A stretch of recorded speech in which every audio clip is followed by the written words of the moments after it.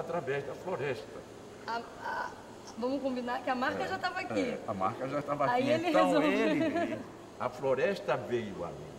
Não é? Ele trouxe a floresta. Então, hoje em dia, você começa atravessando um túnel verde, que é um túnel mágico, que lhe prepara para você chegar num lugar de mistério, num templo de mistérios. Não tem como resumir melhor. Como não foi encomendado, como eu não me apercebia que eu estava lidando com mistérios, hoje em dia são as outras pessoas que me falam nisso. Não foi há muito tempo que eu encontrei 4 senhoras muito bem vestidas, todas com sapato na mão. E eu não sabia porque elas estavam com sapato na mão, e acontece que eram baianas, não é? Elas diziam que era para aproveitar os fluidos e a energia que, não é, se desprendia. A primeira vontade que eu tive lá foi tirar o sapato. Desprendia desse solo do chão. Não é? Então, essas coisas eu nunca chamei isso de templo, nem de catedral, nem de santuário, mas é o público que batiza dessa forma. Eu continuo a chamar de oficina cerâmica. E parece a casa de Oxóssi. E parece, fico de inteiro acordo com você. E hoje em dia, ele só pode ser um protetor muito forte, porque tudo isso, de uma maneira, contrariando tudo o que há de mais, eu diria, lógico em matéria. Nós não temos isso, tem um aspecto de museu e, ao mesmo tempo, ainda tem ao lado funcionando um artesanato industrial. E como é que isso tem ainda surtido efeito durante 32 anos, como é que isso não foi a falência total, entende? Porque nós temos dificuldade de colocar isso na praça em termos nacional. Esse produto é caro, o custo dele é muito caro. Para você fabricar um ladrilho desse com uma produção ridícula, porque nós temos uma produção que é o equivalente da produção, o que fabricamos por mês é uma pequena fábrica, uma fábrica de pequeno para médio porte fabrica por dia. Então, o preço desse material é sempre muito mais caro do que daqueles que oferecem um produto massificado. Mas é uma arte, a gente passou por lá e viu, eles pintam um a um. E você, outra coisa que a Lina Bobardi, admirável, aliás, apaixonada pela Bahia, ela fez a reforma do Solar do União. Que maravilhoso! Não é? Então, eu acompanhei. Que abriga hoje o MAN também, ao lado. Exatamente. Eu acompanhei essa reforma em 1961, 62 e confesso que teve uma grande influência sobre mim quando 10 anos depois eu resolvi fazer isso aqui. A Lina Bobardi estava presente. Aliás, estava presente a Lina Bobardi em espírito, estava presente Gaudí, porque eu tinha visto Gaudí também em 51, 10 anos antes de conhecer o trabalho da Lina. E está presente sempre meu pai, o fantasma do meu pai, que era um homem fascinado pela matéria cerâmica. Não era um artista, mas era um homem que conhecia muito mais teoricamente cerâmica do que eu. Manteve durante toda a sua vida correspondência com centros franceses de cerâmica, era um estudioso do assunto, incapaz de se aperceber quais os motivos da abordagem dessas formas, mas era capaz de interpretar e traduzir a matéria dessas peças muito mais do que eu. Ele sabia perfeitamente o que tinha acontecido, quais as interações e modificações da matéria que deram nascimento a esse tipo de superfície das peças. A ele intrigava isso. Você vê, você pode, claro, que às vezes são muito secas, e esse pigmento parece bronze, não é? Às vezes são apenas polidas, mas cerosas, e às vezes são brilhantes.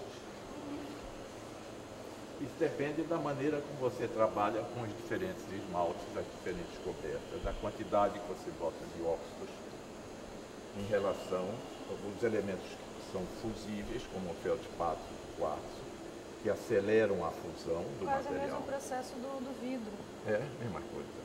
Mesma coisa que o vidro não deixa de ser agora um tempo de fusão muito mais baixo, porque o vidro funde muito mais baixo.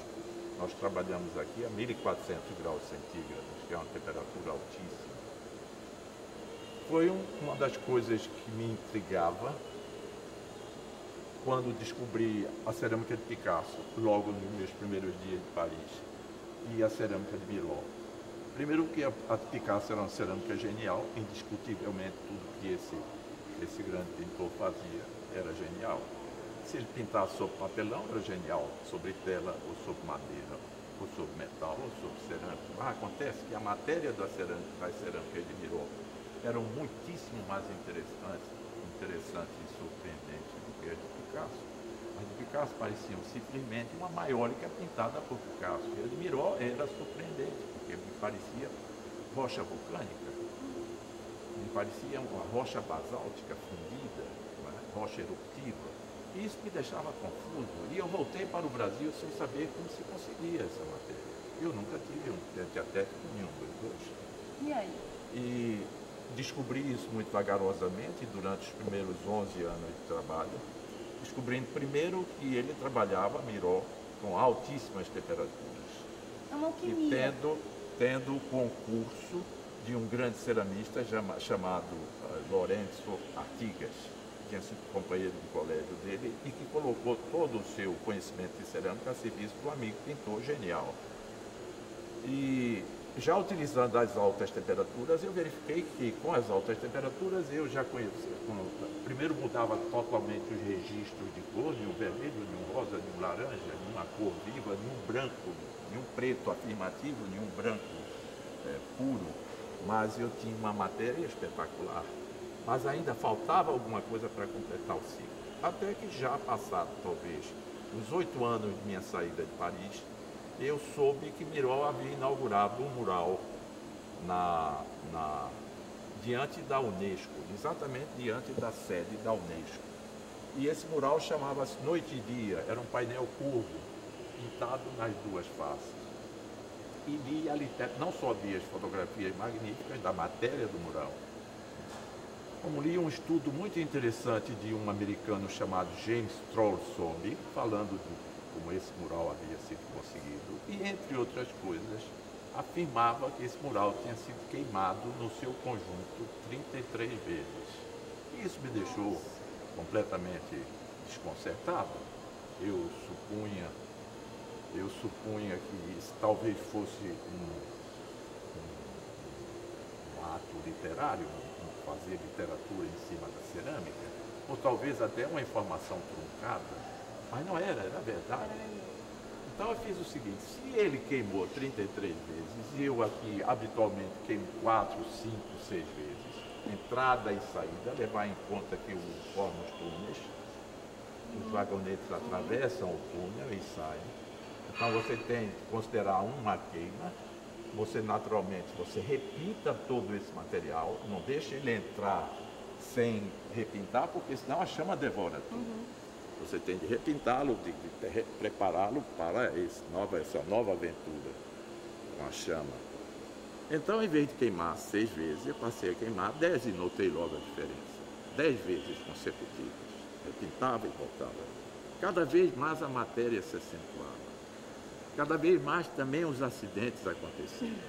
Elas explodiam às vezes? Quebravam, achavam, empenavam, etc.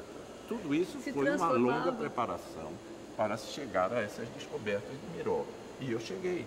Não posso dizer que tenha chegado a queimar uma peça 30 vezes, mas cheguei perto, talvez mais de 25, 20 vezes. E, é claro, você às vezes consegue, com 4, 5 queimas, coisas prodigiosas. Mas às vezes é necessário repetir. Não é? E, inclusive, até quando você está à procura de uma determinada expressão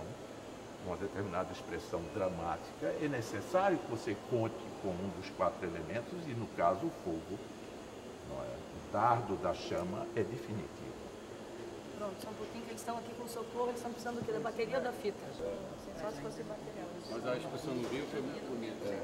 A Casa França Brasil. França Brasil, exatamente. Se fosse um templo grego, embora as colunas sejam magníficas.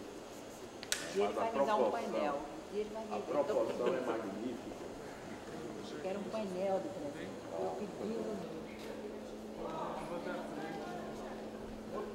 Eu não vou embora, eu estou aqui com o pessoal da bandeira.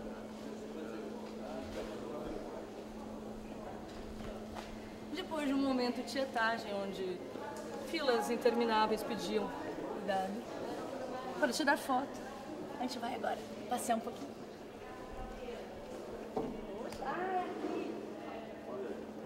E tem as duas datas, Agora elas 1917 e 1971. Vamos ver a numerologia, né?